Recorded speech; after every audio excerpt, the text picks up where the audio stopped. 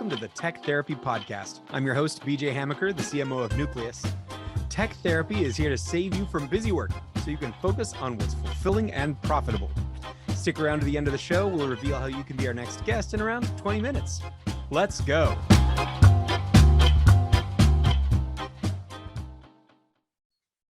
We're here with Micah from panzidigital.com, right? Panzi digital.com.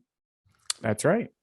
Great. And you're doing web design, you're doing digital marketing of all kinds. And we wanted to sort of get to know your particular approach.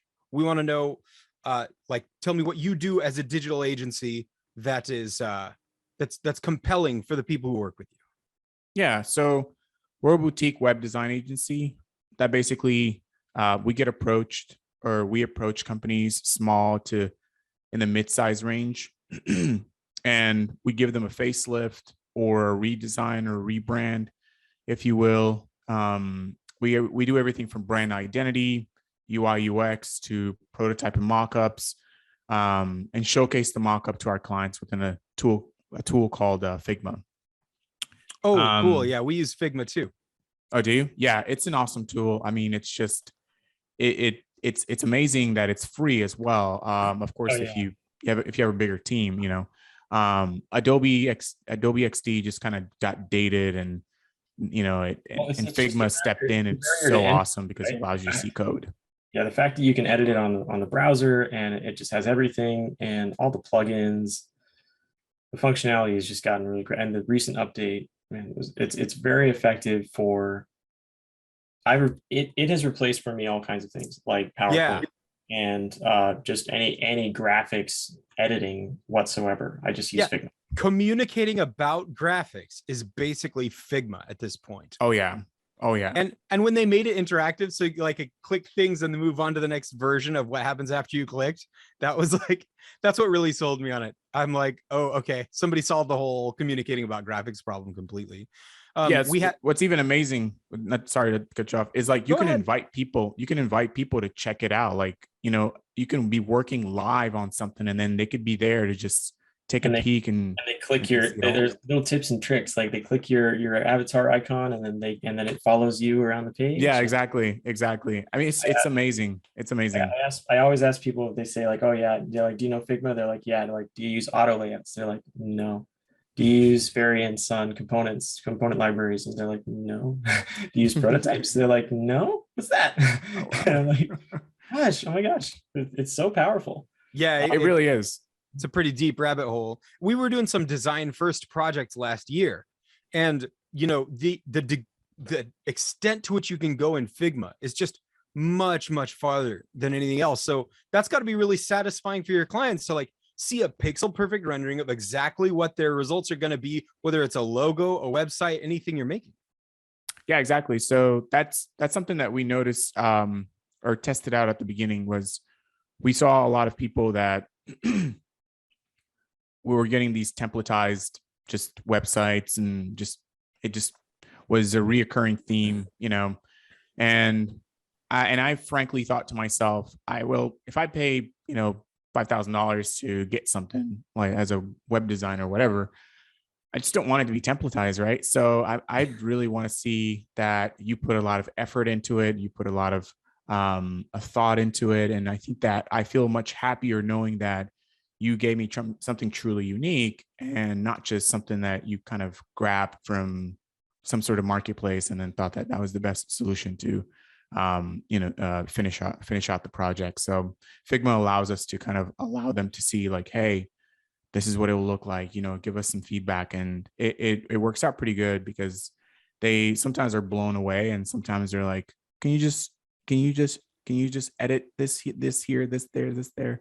And then eventually it gets right as rain. Right. What's crazy is some of the periphery of that UI UX world, which I spend a lot of time on, but mobile apps, you can't templatize mobile apps well. Yeah, especially if it's going to be any kind of great user experience. If it's not just basically a calling or business card, on a phone.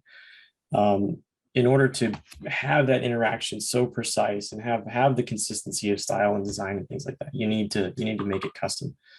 And the other thought I had recently was, there is this world of templates, and so many developers that just build from templates.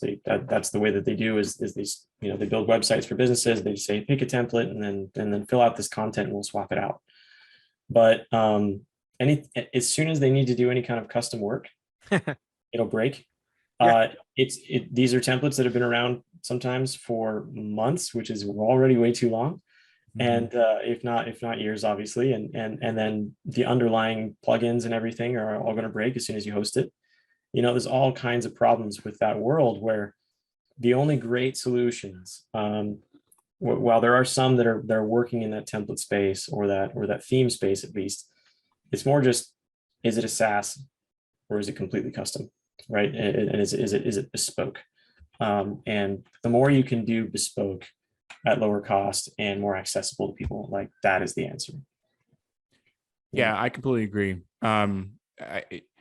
So the templatized world is what has devalued the web design world quite a lot, because you've got all these other builders such as Wix and Squarespace, and they allow this functionality of allowing a user to have, or just any average Joe to have something at a, like such a low cost. And so they have this preconceived notion that web design should not cost any money anymore. It should not, be expensive.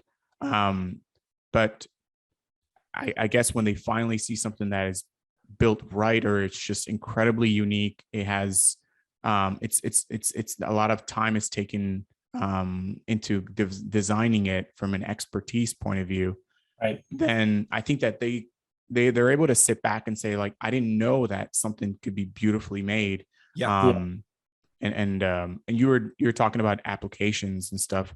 Yeah, and Figma allows you to kind of iterate how it would work, from anything from the actual just homepage as soon as you open it, all the way until you register and the thank you page. And so having that in mind, having like that 40,000 foot view, I think anybody would love to have that sort of knowledge before anything's built.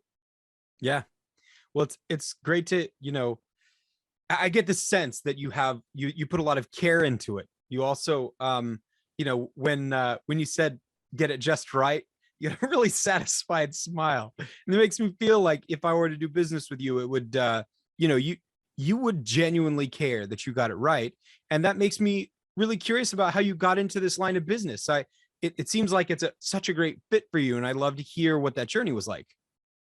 Yeah. So a little over 4 or 5 years ago, I found that I wasn't really truly fulfilled with what I was doing.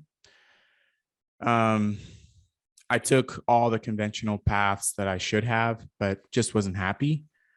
And one day on YouTube, Steve Jobs' Stanford commencement speech came on. Yeah. And it blew me out of the water. And I was captivated by what he was saying. And it really, I think, catapulted something inside of me to try and figure out what I would like to do, that I would sort of fall in love with, kind of in the same respect of how he says, for your lovers as the same thing as you do for your work. So I started to look into online courses for software development, learning the online world a little bit. I do want to give a shout out to this one guy, because I think he sort of started a generation of a lot of people starting to go towards the online digital nomad side of things. His name is Seth something. Maybe I might find it out later. But You're anyways, talking about Seth Godin? No, not Seth Godin, but he's an awesome guy as well. Yeah, The Purple Cow is an awesome book, but no, not him. Someone else. But anyways, Yeah, so I heard the commencement speech of Steve Jobs, and eventually it led me to really trying to pursue what it is that I wanted to do. And I got interested in software development, and I saw that it was something that I think that there was a lot of growth, a lot of potential, and I think the sky was the limit for what you can do with it.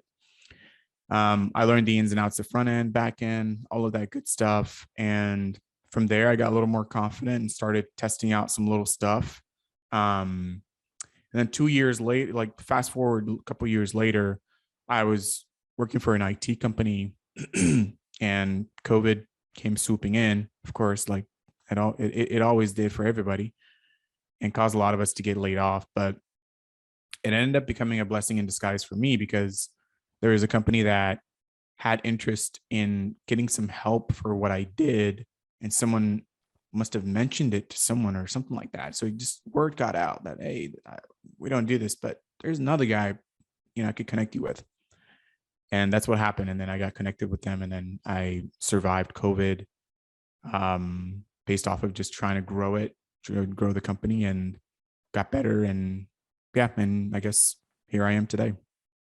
Yeah, I mean that's amazing. I mean, I went through a similar process, but like I imagine that it had to have been stressful, and you're dealing with a lot of the same things a lot of business owners struggle with. But um, one thing that I got out of this whole COVID experience is there will always be more demand than supply, and every business needs to have an online presence and be marketing online, and there will never not be jobs for web designers and developers.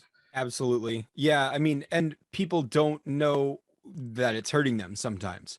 And all you have to do is be like, hey, this 2015 website doesn't do these 8 things that your competitors' websites do. Or, hey, your brand, it's not coming through at all.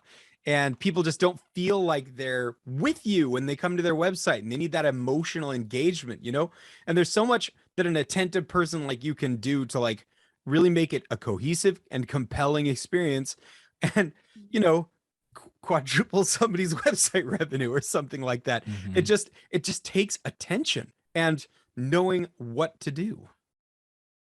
Yeah, I truly believe that. I think there's a quote that I like to say: you don't know what you don't know. And a lot of times we're afraid to admit that we don't know. And so, but allowing ourselves to be dumb enough to allow a smart person to come in and tell us Yep. is really, I think, where we are allowed to grow in areas where we weren't experts at all.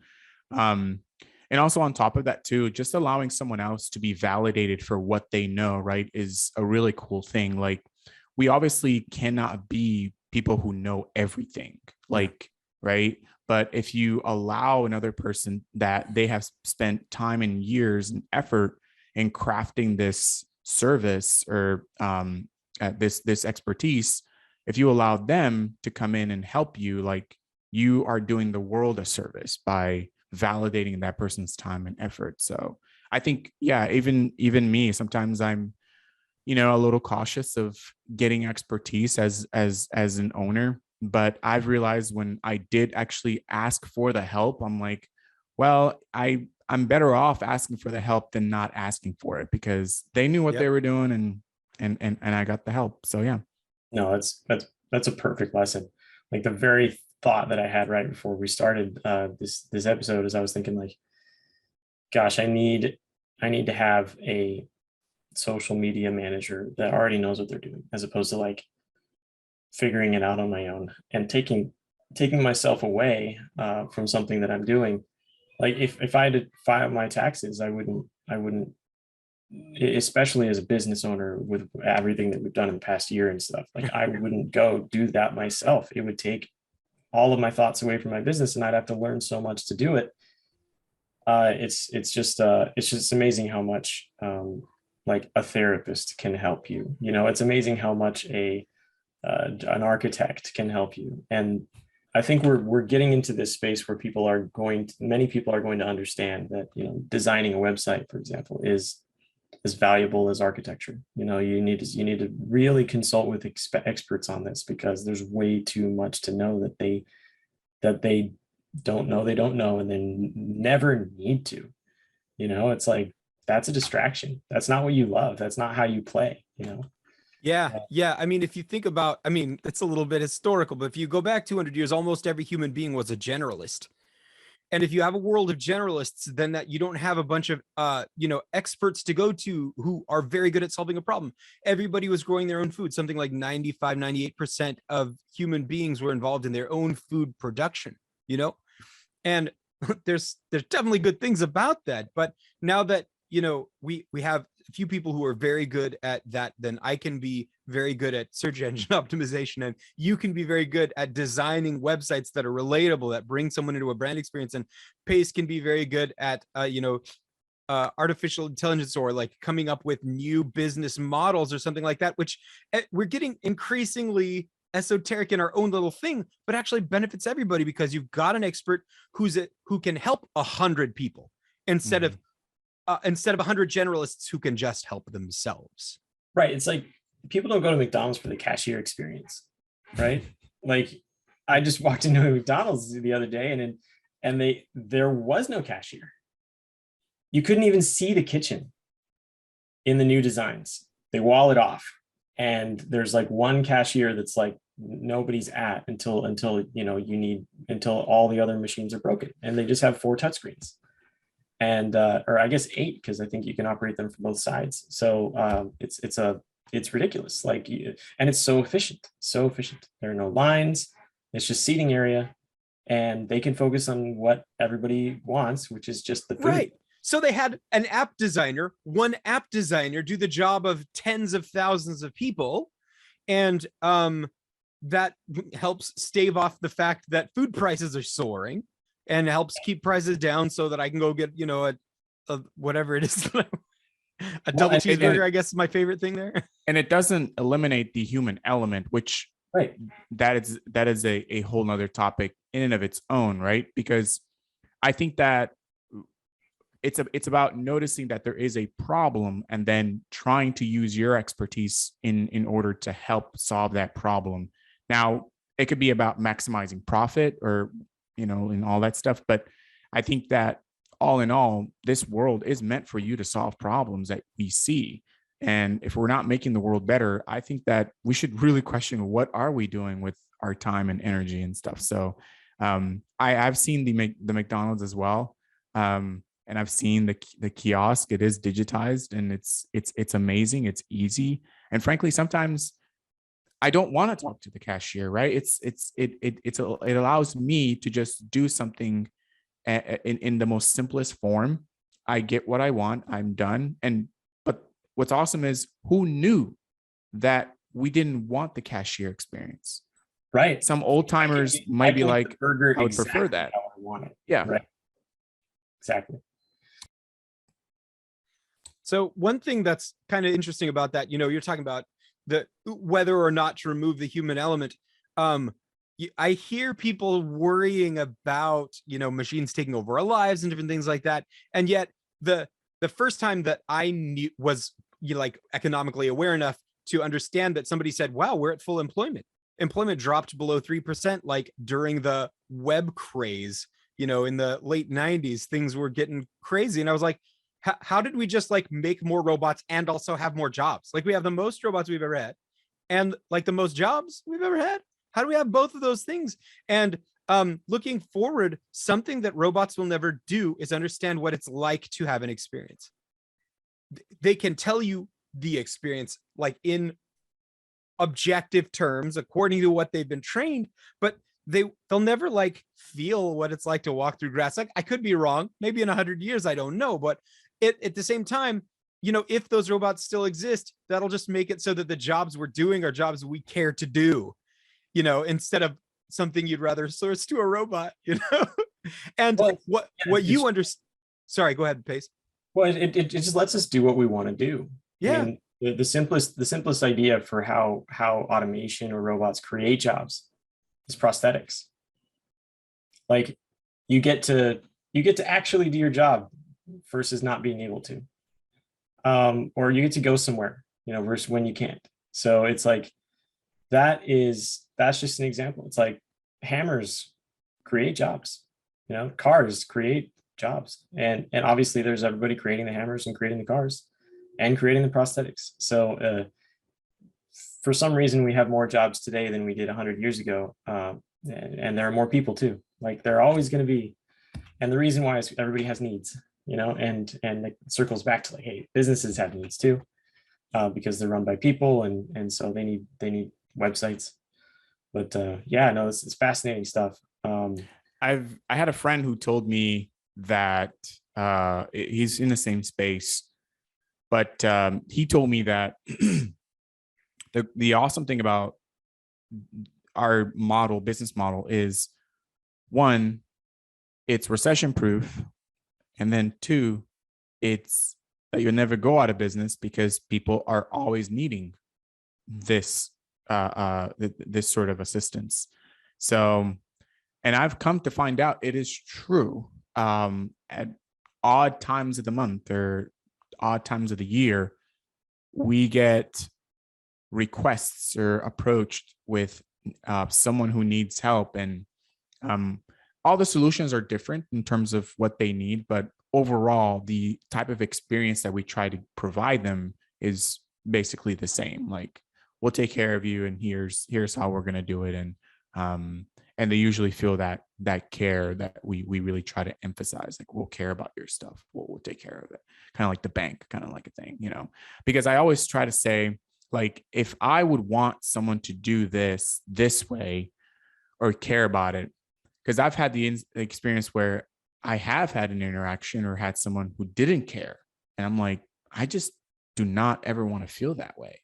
So it's like the golden rule, and I want to make sure that person feels the same way that I would want to be taken care of. So the golden rule applies to a lot of stuff, but sometimes we sort of miss that a little important piece of the puzzle, because you're providing a service and people trust you, and that trust is something that could be really taken advantage of if you're too big, or sometimes the bureaucracy gets in there, and there's so many ladders that you have to go through just to get a little problem solved. It's a lot. Being recession proof is fantastic. Being always in demand is fantastic. And yet there are other firms. And if somebody feels ill-treated, they're going to go somewhere else.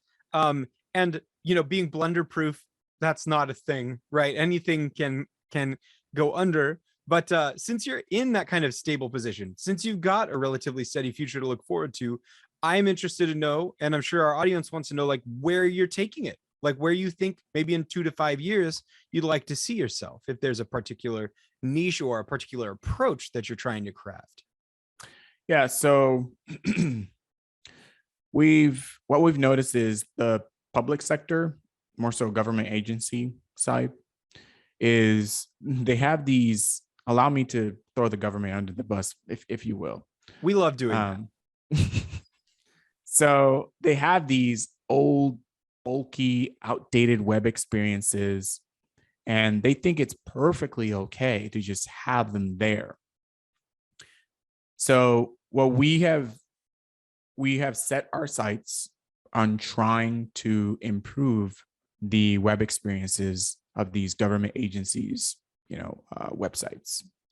Now, it may not be easy, because I've realized there's a lot of red tape to enter or break through the veil of the government. They have all these requirements. They've got all of these sort of steps that they want you to follow. You have to make prior to you even grant proposal. Absolutely. You got to know what you're talking about. You got to know how you're lining it out for them to read it before. Like, if one thing goes missing or one thing is not submitted properly, they're like, we're not even going to take it. So they're pretty buttoned up, and excuse me, but that's okay. Not agile at all, for sure. Yeah, not at all. But it's okay. I think we should expect that from people that are sort of stuck in a certain century. It's a bureaucratic mindset. Yeah. But but we're coming. Mindset, like this is my house, how, these are my rooms type mindset. Yeah. Yeah. And it's okay for them to be that way. But I think that we can show the value that we have by giving something so simple as an example of, think of it like we don't ever have the architect in the equation for building a house or building a skyscraper. There's always an architect involved, right? We have these beautiful architecturally designed buildings like the Guggenheim. It's beautiful, but there was an architect who understood design principles and, all the specifics and logic behind a design. And eventually, when he put it together, then he gave it to the builders.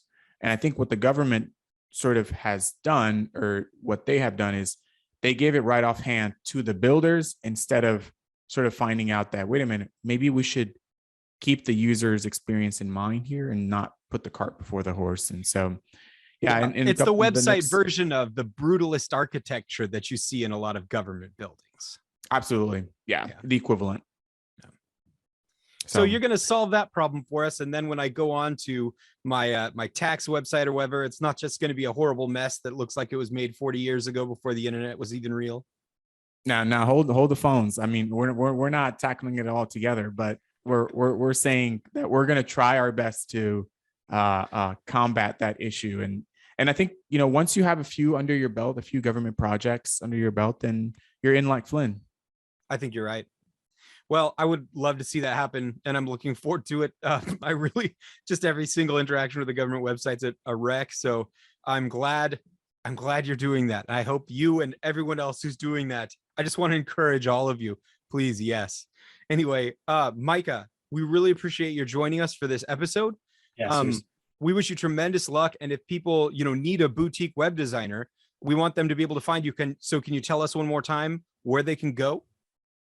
Yeah, visit me at my website, or visit us at our website at pansydigital.com. Find me on LinkedIn at Micah Lotemo and anywhere else.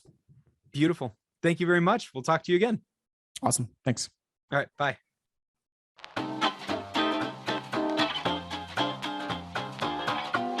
DJ Hamaker here. Thanks for listening to the Tech Therapy Podcast. If you're a successful business owner and would like to be a guest on the show, please visit techtherapypodcast.com. If you got something out of this interview, would you share this link on social media or a screenshot or just your comments and include the hashtag TechTherapyPodcast? If you know someone who would be a great guest, tag them on social media and let them know about the show. And remember to use our hashtag TechTherapyPodcast. I love seeing your posts and your guest suggestions. We are regularly putting out new content, so please make sure you don't miss anything by hitting subscribe. Your thumbs up, your ratings, your reviews, your comments, they go a long way to promote the show in the algorithms. So please go ahead and, give us a nice comment or review the podcast. If you want to know more, please go to techtherapypodcast.com or follow the show on LinkedIn, Facebook, and Instagram. We're on Instagram, we're at Tech Therapy Podcast. Thank you for listening. We appreciate your time, and we'll see you next time.